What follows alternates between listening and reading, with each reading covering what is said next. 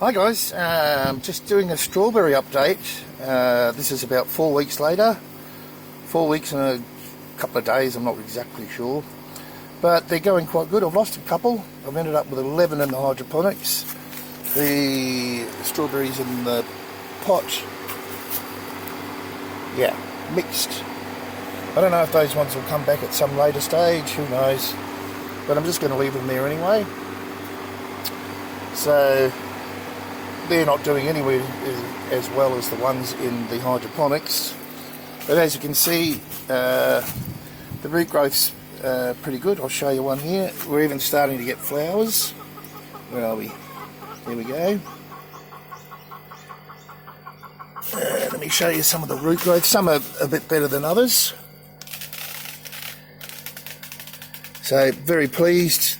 They're going to thrive now, all these ones. And I've removed the collars, and those ones that are just a little bit unsteady, I just push the covers up against them a bit just to give them a bit of a helping hand. We're even getting strawberries.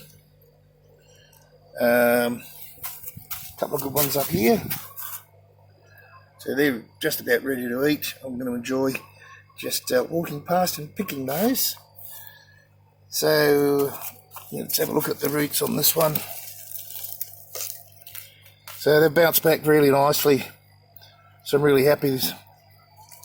I'm just putting back in. So it looks like we have success with those. Obviously not 100% of them survived, but as I said, they were sort of really, well, if you go back and watch the other videos in the strawberry playlist, you'll see what they were like when I first got them. But now they're starting to flower, and little bits of, a little bit of fruit on them already. So I'm very pleased.